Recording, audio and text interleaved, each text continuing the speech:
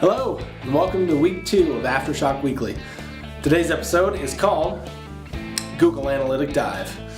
You know, we get a lot of questions about Google Analytics, and if you're not familiar, it's about 29 million plus websites that are using Google Analytics, and it is the most used analytics software for websites. It's important because many times somebody will sign up for Google Analytics and they'll get into the dashboard and look at it and say, well, what does this all mean? How does this work? Well, I'm going to go into the 4 main areas today of Google Analytics to give you just an overview and an idea of how you can use Google Analytics to analyze the data for your website and make adjustments that are going to be important to your website and your marketing strategy. So let's get started. First off, we're going to talk about audience. Our audience, the first segment you're going to see if you click on audience, like here, is demographics. You can see the age and gender of the people that are visiting your site. So you can see that it's popular from 18 to 24 or 26 to 30. You can also see if it's highly male or highly female so that you can tailor your website presence to that demographic. Geographics. Language and location are the 2 main things in this area. So things like English speaking, maybe you have a lot of Spanish visitors you're not aware of and you want to do a site conversion. There's some great ways that you can do that, convert your entire site. I'll leave some links on that for you. 2, location. Well, let's say that you have a business in Chandler, Arizona, and you find out that you are getting a lot of customers that are driving from Mesa or Gilbert. Well, what this allows you to take into account is your advertising. Maybe you want to start advertising a little bit heavier in those areas so that you can get more customers and clients. Finally, mobile. Now I know it's listed as mobile. Really what this is device type, right? So you got mobile, you have tablet, and you have desktop.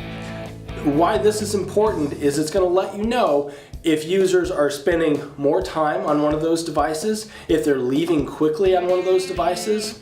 Let's say that's the case on mobile, you find people are leaving within 10 or 15 seconds. Well, then you can look at your mobile presence and say, let's make some adjustments on our website so that people feel that it's easier to navigate and want to stay on our site a little bit longer to find the things that they need. On the contrast, you can look at desktop. Let's say that they're only going to 1 or 2 pages on desktop, but they're going to 5 on mobile. You can say, how can we adjust our navigation so that people are finding more information, spending more time on our site? Next, let's look at acquisition. You have all traffic, and the 2 main things I would look at here is channels and source medium. Now, channels is important because this tells you where your actual business is coming from. Things like direct traffic, people that are typing into their search bar at the top, your direct website coming directly to you. Referral traffic, other websites that are sending business to you, and you can click on that link and see what businesses are sending traffic to you. Things like social, email marketing. These are all the different channels that you're getting traffic to your website, and this breaks it down. Source and medium is important because it tells you the source of where your traffic's coming from. So in essence, it could be a website, it could be social media like Facebook, and the medium itself will actually tell you that it's social media. So it could look like Facebook, social media. It could look like email, MailChimp newsletter. So those are things that you can help decipher what traffic is coming to your website and is performing well for you. Next, let's talk about behavior. If you click on overview, you're going to see things like bounce rate. Bounce rate means that somebody came to your site, and the first page they were on, they left. So they didn't go to any other pages and they left. So if you have a really high bounce rate, that means that A, people are finding exactly what they need on that one page and they're leaving. Or B, it's not easy to navigate where they need to go next. It's usually B. You want your bounce rate to stay lower than 50% if at all possible. Sometimes on sites that you have specific landing pages for sales sites, your bounce rate is going to be a little higher because all the information about that particular product and the action they need to take are on the same side. But in a general search, so let's say that we're talking about attorneys and someone's looking for a family attorney and they go to the home page If they're bouncing from the home page, the chances are they didn't find what they needed because they were probably looking for something much deeper in that website, whether it be something for wills, trusts, whatever other family attorney needs they might have. Time on site. This is important because this lets you know how long people are staying on your site and looking at your content and evaluating your business. If your time on site over time is going up, that's a good thing. If your time on site is going down, that's usually not a good thing. What you want to try to evaluate month over month and year over year is that people are staying on your site for enough time to get the information that they need. So let's say, for example, your time on site all of a sudden goes down to 10 seconds, and previous months it was at 2 minutes. Well, there's probably some issues that you can look at, and you could go to the pages because there's some direct links in analytics and see if there's any issue with the pages. Maybe it loads really slow. Maybe there's a 404 error. Could be a variety of things. But time on site is a good key performance indicator, or KPI, that you can measure. Page views. Well, this is obviously important because you want to know how many people are viewing certain pages.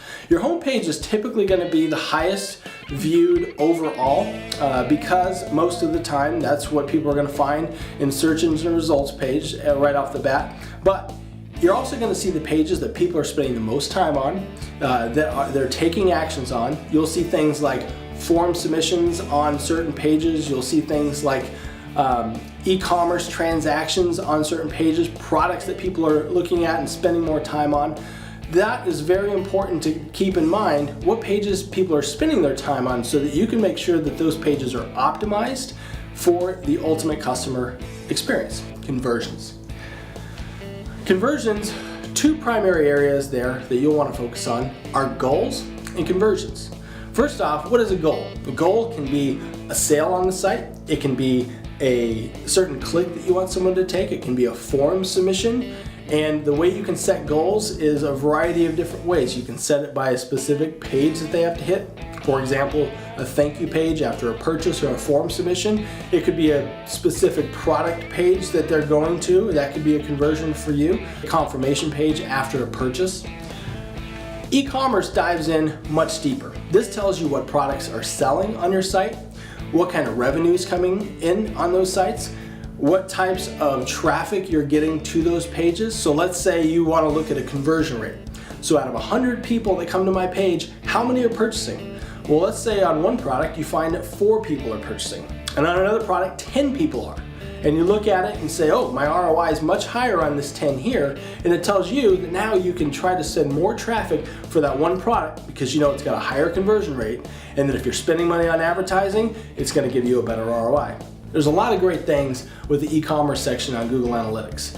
It's something that will give you a lot of valuable details into how people are taking action and making purchases on your site if you have an e-commerce site. If not, the goals of form submissions and phone calls is something you'll want to take into great consideration to make sure it's set up correctly. So, thanks for tuning in today. I know that we've covered a lot of information. I hope this breaks down some key areas in Google Analytics to make it a little bit smaller for you. Because I know when I started learning this and before we became certified with Google Analytics, I was lost. What do I look at? What were the key performance indicators that we wanted to look at and to track on a consistent basis? Well, this will give you a start. Thanks for tuning in to episode 2 of Aftershock Weekly. We look forward to having you next week where we're going to talk about some of our favorite WordPress plugins, since that's the most identified content management system out there, so that we can share with you some easy, great tools you can have for your website, and they're all going to be free. With that, I'm going to leave you with a quote, and I'll see you next week.